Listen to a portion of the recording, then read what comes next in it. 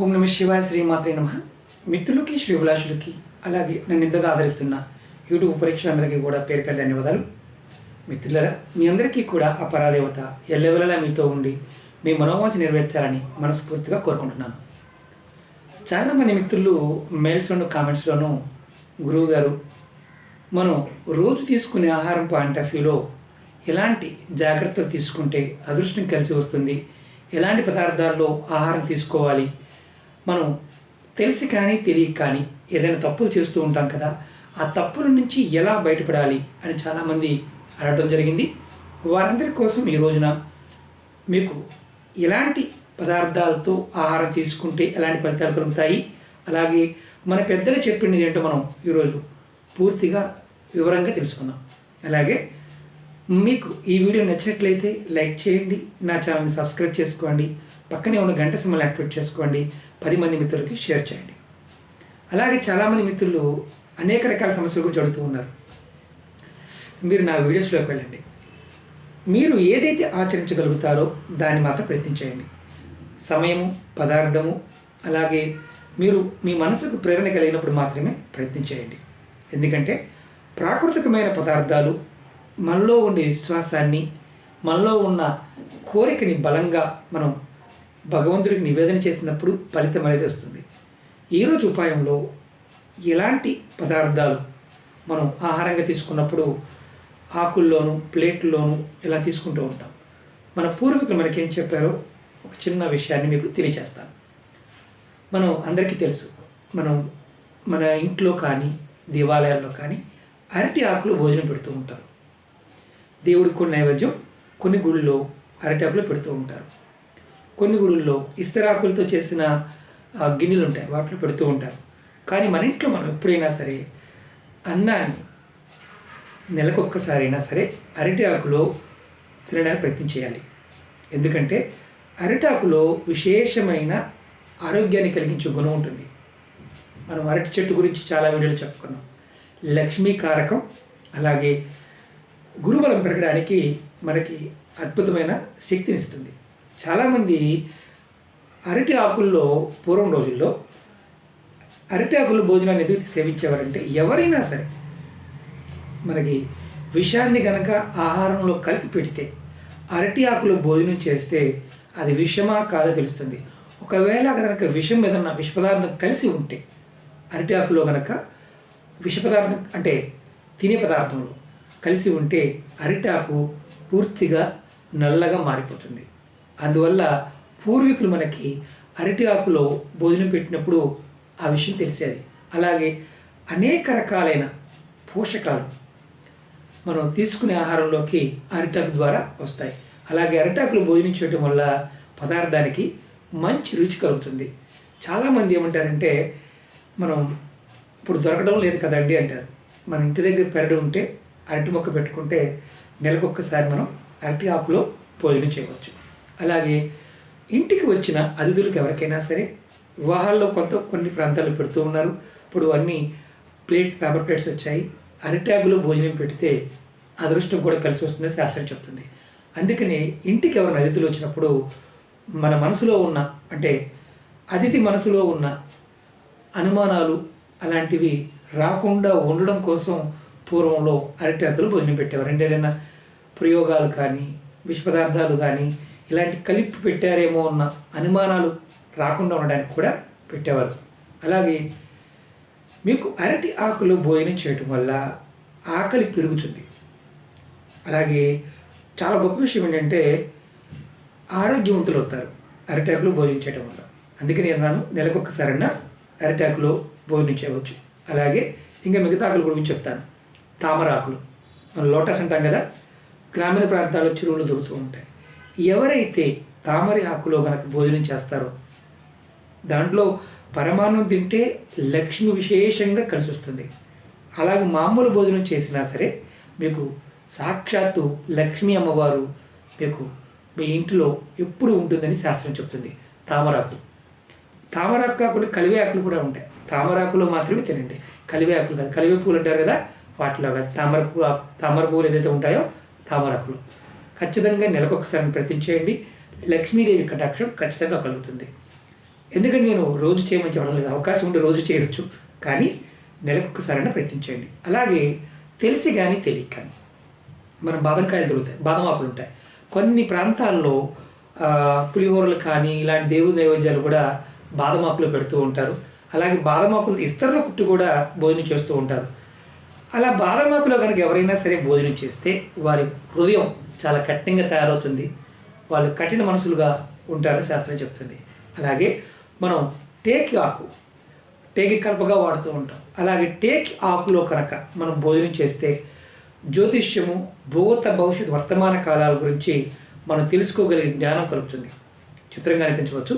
గ్రామీణ ప్రాంతాల్లో పూర్వం రోజుల్లో టేకి ఆకులో ఈ మాంసం కొట్టువారు ఈ ఆకుల్లో, తామరాకుల్లోనూ అలాగే టేకి ఆకుల్లోనూ వీటిలో మాంసాన్ని ఇచ్చేవారు కొన్ని గ్రామీణ ప్రాంతాల్లో. ఇప్పుడు అంతా కవర్లు వచ్చాయి అనుకోండి. టేకి ఆకుల్లో భోజనం చేయటం వల్ల ఖచ్చితంగా జ్ఞానం వికసిస్తుంది. ఎవరికైనా సరే, ఆడైనా మగైనా ఎవరైనా సరే భోజనం చేయవచ్చు. వారికి భూత భవిష్యత్ వర్తమాన కాలాలు తెలుసుకునే గుణం వస్తుంది. అలాగే చాలా ఇంపార్టెంట్ విషయం ఏంటంటే, చాలామంది మిత్రులు అడుగుతూ ఉంటారు, మనం గురువుగారు ఇంట్లో పని ఒత్తిడి వల్ల మనం ఒకసారి ఎలా పడితే అలా భోజనం చేస్తూ ఉంటాం, సమయానుకూలంగా తినము, అప్పుడు ఏదైనా ఇబ్బంది అవుతుందా అని చాలామంది అడిగారు. మీరు ఎవరైనా సరే విస్తరలో కానీ పల్లెమ్మలో కానీ భోజనం చేస్తున్నప్పుడు కాళ్ళ పైన పెట్టుకుని కొంతమంది ఒళ్ళో పెట్టుకుని తింటూ ఉంటారు. అంటే కుర్చీలో కూర్చొని లేదంటే మామూలుగా కూర్చొని కూడా ఒళ్ళో పెట్టుకుని తింటుంటారు. ఎవరైతే అలా ఒళ్ళో పెట్టుకుని భోజనం చేస్తారో వారికి దరిద్రం పట్టుకుంటుంది. చాలా ఇబ్బందికరమైన విషయమే. అలాగే కొంతమంది అన్నం తింటూ మాట్లాడుతూ ఉంటారు, కొంతమంది నవ్వుతూ ఉంటారు, కొంతమంది ఎదుటి వారి గురించి మాట్లాడుతూ ఉంటారు, కొంతమంది కోప్పడుతూ ఉంటారు. ఇలా చేయటం వల్ల మీకు ఏదైతే తింటున్నారో ఆ పదార్థం మీకు ఒంటికి పట్టదు, మీకు చాలా ఇబ్బందులు వస్తాయి. ఇంకొకటి చాలా ఇంపార్టెంట్ విషయం ఏంటంటే, కొంతమంది తెలియక, అంటే మనం భోజనానికి ముందే అన్నం వడ్డించేస్తారు, ఇస్తరిలో కానీ ప్లేట్లో కానీ. భోజనం ఎప్పుడూ కూడా మన కోసం ఎదురు చూడకూడదు, మనం కూర్చున్న తర్వాత భోజనం వడ్డించాలి. కొంతమంది ఏం చేస్తారంటే భోజనం అలా పెట్టేసి పైన మూత పెట్టేసి ఒక గంటకు అరగంటకు వచ్చి తింటూ ఉంటారు కొంతమంది. అలా ఎప్పుడు చేయకూడదు. భోజనం మన కోసం ఎప్పుడు ఎదురు చూడకూడదు, మనం భోజనం కోసం ఎదురు చూడాలి. అది మన పెద్దలు చెప్పిన మాట. అలా ఎదురు చూస్తే ఏమవుద్దంటే మనకి మన మనసులో విపరీతమైన ప్రకోపాలు వస్తాయి. దానివల్ల మనం ఏ పని చేసినా సక్సెస్ కావు, అది గుర్తుంచుకోండి. అలాగే కొంతమంది మిత్రులు అడిగారు, ఏ దిక్కును కూర్చొని భోజనం చేయడం వల్ల ఎలాంటి ఫలితం కలుగుతుంది మీకు చెప్తాను. ఎవరైనా సరే తూర్పు ముఖం పెట్టి భోజనం చేయడం వల్ల మీకు ఎక్కువ ప్రాధాన్యత, అలాగే దీర్ఘాయుష్ వస్తుంది, అంటే మీకు ఇంపార్టెన్స్ పెరుగుతుంది. అలాగే తూర్పు దిక్కు సూర్యుడికి, అంటే సూర్యభగవానుడికి ఆధిపత్యం కలిగి ఉన్నది. అలాగే ఇంద్రస్థానం కూడా అంటారు. ఇంద్రుడికి కూడా, దేవతల రాజైన ఇంద్రుడికి కూడా అధిపతి స్థానం. కాబట్టి మన ముఖం ఎప్పుడైనా సరే భోజనం కూర్చున్నప్పుడు తూర్పు దిక్కును పెట్టి చేస్తే మన మనసు ప్రశాంతంగా ఉంటుంది, మనకి మనసులో ఉన్న కోరికలు నెరవేరుతాయి. అలాగే పడమర దిక్కును ముఖం పెట్టి కూర్చుంటే కనుక మనం తినే ఆహారంలో ఆహారం తినడం వల్ల బలం అనేది చేకూరుతుంది. పడమర దిక్కు భోజనం చేయడం వల్ల, పడమర దిక్కు మనం ఫేసింగ్ ఉండాలి. అలాగే ఉత్తర దిక్కున ముఖం పెట్టడం వల్ల, అంటే ఉత్తరం వైపు కూర్చొని మనం భోజనం చేయడం వల్ల, ముఖం ఉత్తరం వైపు ఉండటం వల్ల సంపద కలుగుతుంది. మన పెద్దలు చాలా విషయాలు ఏంటంటే తినే ఆహారానికి విధానము, అలాగే ఏ దిక్కును కూర్చొని చేయడం వల్ల కలిగే ఫలితాల గురించి కూడా చాలా చక్కగా చెప్పారు. మనకి ఏ దిక్కును కూర్చున్న లాభం ఉంటుంది. విచిత్రం ఏంటంటే కొన్ని అపోహలు ఉంటాయి, అంటే మామూలు కొన్ని పనులు చేసినప్పుడు ఆ అపోహలు తొలగించడం కోసమే మీకు చెప్తున్నాను. అలాగే దక్షిణం వైపు ముఖం పెట్టి భోజనం చేయడం వల్ల కీర్తి లభిస్తుంది. అంటే మనకి సమాజంలో గౌరవం, కీర్తి కావాలనుకునేవారు దక్షిణం వైపు ముఖం పెట్టి భోజనం చేస్తూ ఉంటారు. మన పెద్దలు ఇవన్నీ కూడా మనకి అనుభవపూర్వకంగా చెప్పిన విషయాలు. అలాగే కొంతమంది అన్నం తింటున్నప్పుడు, అలాగే అన్నం తిన్నప్పుడు ఆ ప్లేట్ కానీ లేకపోతే ఎదురుగా కూర్చొని కానీ అన్నం తింటూ కానీ కొంతమంది తిడుతూ ఉంటారు, విపరీతంగా బూతులు మాట్లాడుతూ ఉంటారు. అలాంటి వారికి కొంతమంది ఏడుస్తూ తింటూ ఉంటారు, కొంతమంది అంటే ఆకు మొత్తం, అంటే ప్లేట్లో ఉన్న మొత్తాన్ని ఎలా ఊడ్చుకు తినేస్తారు. అంటే కొంతమంది తింటూ తింటూ అంటే ఒక రకంగా చెప్పాలంటే ఎదుటి వారిని కించపరుస్తూ మాట్లాడుతూ ఉంటారు అన్నం తింటూ. ఇలా చేసేవారికి చాలా ఇబ్బందులు వస్తాయి. ఎందుకంటే అలా చేయటం వల్ల మీకు మీ మానసిక స్థితి, మీ లక్ష్మీకారకమైన ఈ ఆహారం వల్ల వచ్చే మనకి ఏదైతే శక్తి ఉందో అది రాకపోగా అనారోగ్య సమస్యలు ఎక్కువగా ఎదుర్కోవాల్సిన పరిస్థితి పడుతుంది. అలాగే ఎట్టి పరిస్థితుల్లో కూడా మీరు ఒడిలో కానీ అంటే అన్నం తినేటప్పుడు ఒడిలో పెట్టుకుని మాత్రం పొరపాటున అన్నం తినవద్దు. చాలామంది ఒడిలో పెట్టుకుని తింటుంటారు, కొంతమంది గుమ్మం మీద కూర్చొని తింటూ ఉంటారు. సంధ్యకాలంలో అంటే సాయం సంధ్యలోను ఉదయం సంధ్యలో కొంతమంది తింటూ ఉంటారు. అంటే సూర్యుడికి ఎదురుగా కూర్చొని కొంతమంది 6 గంటలప్పుడు ఉదయాన్నే సూర్యోదయం టైంలో సూర్యుని చూస్తూ తినేవాళ్ళు కొంతమంది ఉంటారు. అలా చేయటం వల్ల ఏమవుతుందంటే మీకు దరిద్రం అనేది వస్తుందని పెద్దలు చెప్పడం జరిగింది.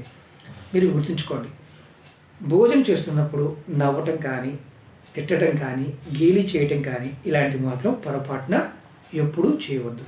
దీనివల్ల మీకు విపరీతమైన నష్టం కలుగుతుంది. అలాగే భోజనం ఎవరైతే మన అన్నదానం చేసిన వారు కావచ్చు, భోజనం పెట్టిన వారు కావచ్చు, అన్నదానం చేసిన వారైనా సరే అంత ఫలితాన్ని పొందలేరు. ఎలా అంటే అన్నం తిన్న తర్వాత కంచం తీస్తాం కదా, ప్లేట్ కానీ ఆపు కానీ తీస్తాం కదా, వారికి అన్నదానం చేసిన వారికంటే కూడా ఎక్కువ ఫలితం కలుగుతుంది.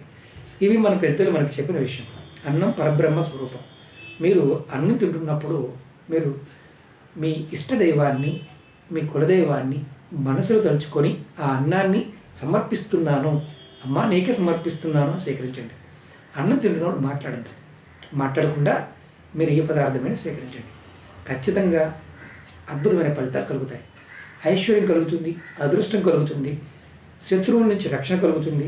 అన్నం మనం ఏదైతే పదార్థాన్ని స్వీకరిస్తూ ఉంటామో ఆ పదార్థం స్వీకరిస్తున్నప్పుడు తెలిసి కానీ తెలియక కానీ ద్వేషభావంతో ఉండకూడదు అని మన పెద్దలు చెప్పారు. అందుకనే అన్నాన్ని పరబ్రహ్మ స్వరూపం చెప్పారు. మిత్రులారా, మీరు ఎవరైనా సరే ఆడవారైనా మగవారైనా అన్నం తింటున్నప్పుడు నేను చెప్పిన ఉపాయాలు ఇంకా చాలా ఉన్నాయి, ముందు ముందు వీడియోలో చెప్తాను. మీరు ఏదైతే చేయగలుగుతారో దాన్ని ప్రయత్నం చేయండి. నెలకొక్కసారైనా సరే మీరు అరటి ఆకులు భోజనం చేయడానికన్నా ప్రయత్నం చేయండి. ఓకే మిత్రులారా, మీకు ఈ వీడియో నచ్చినట్టు లైక్ చేయండి, నా ఛానల్ సబ్స్క్రైబ్ చేసుకోండి, పక్కనే ఉన్న గంట సింబల్ యాక్టివేట్ చేసుకోండి, 10 మంది మిత్రులకు షేర్ చేయండి. అలాగే అనేక రకాల సమస్యల మీద వీడియోలు చేయడం జరిగింది. మీకు నా వీడియోలు అర్థమైతేనే చేయండి, అర్థం కాకపోతే పొరపాటును కూడా ప్రయత్నించేవద్దు. ఓకే మిత్రులారా, ఓం నమః శివాయ, శ్రీమాత్రే నమః.